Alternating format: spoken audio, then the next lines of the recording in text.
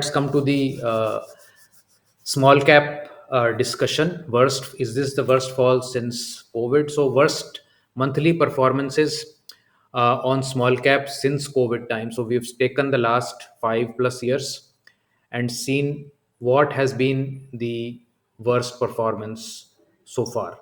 So we've had February 25 as 12.6% fall, January was 10.7, and then we did not have any fall since 2022, where we had May at 8.6 and February 22 as 9.4.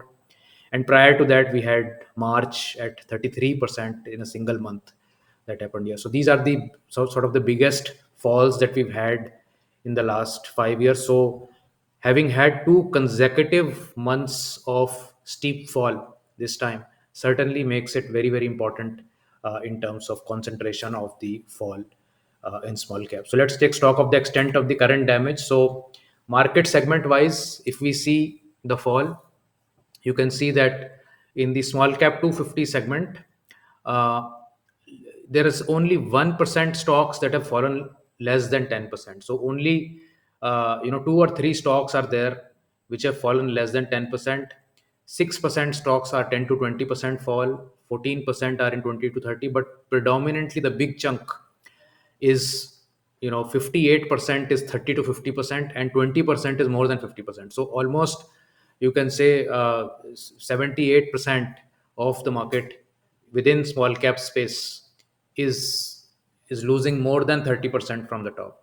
So if you are having some stocks in this bucket, I mean, uh, it's not so bad in the sense of 78% of the market is there. If you are most of your stocks are in this bucket now, then you're doing well, you're rotating out of stress, and hopefully these stocks that are there will do better.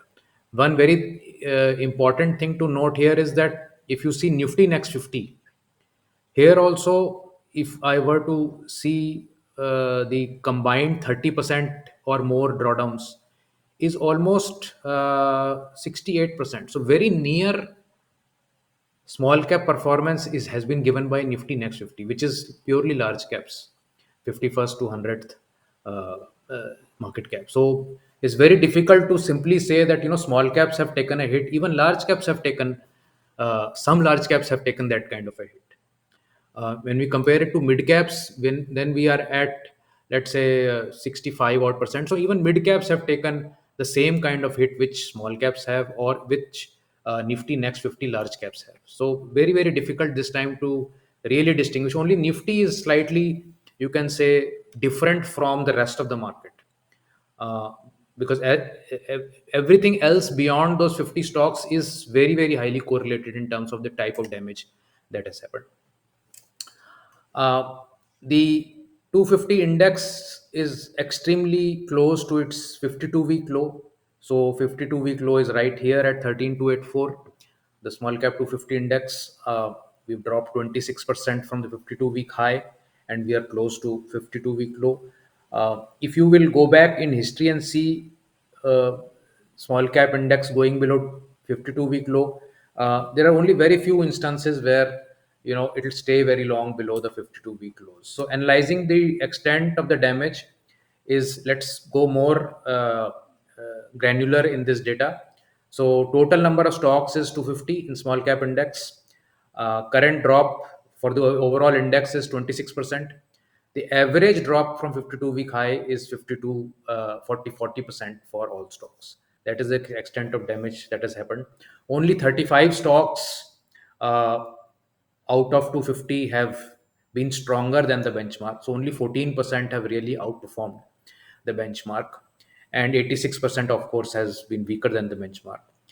Out of this 215, I mean, there are stocks that have dropped more than 1.5 times the benchmark, has been 54%. So bulk of the 250 index is 1.5 times or more uh, of the benchmark drop. 37 is 2 times the benchmark drop, and there is no stock that has really dropped 3 times more than the benchmark. And on the flip side, there's only one stock which has done better than the benchmark drop between 0 and 26, so as to say 6 in 50% and 18 in the 75% range. So majority of the stocks have done poorly, and you know there is no escaping from that. If you are a small cap investor, you can't escape 78% of the market. You can gradually move from that worst hit towards stronger stocks. For instance, in many of our strategies also, if it is an absolute momentum strategy, it's almost gone to cash. 80-90% kind of cash has come. Or if it's in relative strategies, it is trying to move out of the deep cuts that some stocks have had into more relatively stronger stocks. But you can't really escape the pain that is happening there. Uh, Now, in the past also, we've had corrections. We've always had deeper corrections also. If I go back to 2008, Nifty itself had dropped by 65-70%.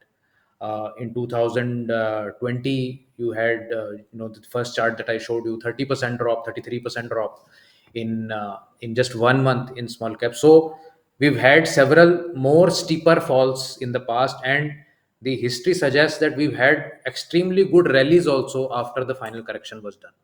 So if you were to see, there is great steep correction here, steep rise here, steep correction here, and of course this was the COVID fall, and then there was a steep correction here, and we are going through a steep correction here. So after almost every steep correction, you have a very steep rise, and the only thing is that whether this steep correction is stopping here or it will come down further. That's probably the pain that we have to bear. But the resulting uh, outcome post that is every time extremely good. That is for sure. So with almost great conviction, you can say that whenever this pain will stop, maybe today was the last day, maybe it will not happen for the next 6 months, I don't know. But whenever this stops, there is likely to be a huge rally if history is of any consequence. So the idea is that our allocation to small caps, we have to hold on. The recovery will be there. We will never be able to catch the bottom. We should not wait endlessly to deploy capital, even though it may sit in cash or it may sit in stocks that are defensive right now. The idea is that we will not be able to time the market, both sides, neither when the market is topping nor when the market is dropping. And corrections will usually be more brutal than large caps. For instance, small cap correction in 2020 was 62% going from top to bottom. Um in uh, and in the current sort of scenario, we are down 24.8% versus 14 on large caps, and in this scenario here we had 62 versus 21, and in this scenario we had in 2021 we had 28% down versus 13%. So also to realize, if we have not so far, that we are playing with instruments here when we are playing with small caps, that it should be known to us that we are playing with some sort of fire. This is not class of stocks which are offering you huge safety, and that is why the returns are also on the exponential scale versus large caps. Nifty hardly is giving you barely double digit returns, whereas small caps, if you are able to play the rallies well and rotate out, will able to give you much higher returns than that. So that is the additional alpha that everybody is craving for. But the fact is that that alpha is achievable only when you accept that it is also going to make you go through a lot of pain, for instance. So now, if we look at post COVID rally, again post COVID rally, for instance, in 2 years post COVID, large caps went up 134%, but small caps went up 255%.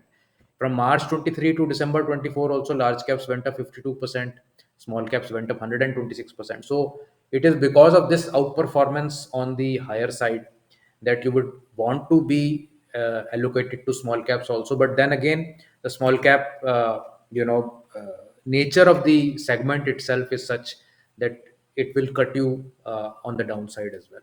So we can't escape this. I mean, if we want lower drawdowns, we have to go towards lower volatility segments like large cap space. If we want even lower than that, we have to do asset allocation, combine it with some debt or gold. If we want even lower than that, then we sit outside equity or no equity, or then go into the bank. So that is the hierarchy of escaping volatility. But absorption of downside pain, what we are witnessing right now, is the key, I think. uh, that unless you go through this pain, the enjoyment of the gain will not happen. Most people will lose the ability to climb on to the rally when it starts, and significant portion, because the narrative becomes so sure that India will not do well, markets will never recover, FIs will continue to sell. There, it will almost be like a everybody will have the same narrative in their mind, completely fixated on it, while the market will start doing something else, and there will be disbelief of major disbelief that this cannot be happening. If you were at in the markets at COVID time for almost a year and a half, till COVID passed, so March 20 onwards till about, you can say, mid of 2021, there was complete disbelief that market can go up, or the fact that it is going up, it will sustain. Complete disbelief. And post that also, for 1.5 years, there was complete disbelief that market has topped out. Market went up from that point again by 30-40% beyond that in the next year and a half. So markets always will catch you on the wrong foot. That is for sure. At least that is my experience of the last 3 decades. That once or twice in a while, you may be able to predict the market, you may be able to time it well. But more often than not, the markets will have the better hand, the upper hand. And you will not be able to predict when the bottom is coming, when the top is coming, when the market is starting to run, what sectors are running, which stocks I should buy. And hence, a systematic way of approaching the market always works much better, not just for the outcome, the results, but also for your peace of mind. I mean, why would you want to have an investing journey where you are pulling your hair day in day out, losing your sleep? That should not be the case, actually. So do let us know in the comments what is the best lessons you have learned during this correction. How do you see the correction going forth, and the recovering rally? Are you trying to time it? Are you sitting in cash? Do let us know what your thoughts are about this situation. And thank you so much for watching this. Do like and share these videos, and do subscribe to the channel. Thank you.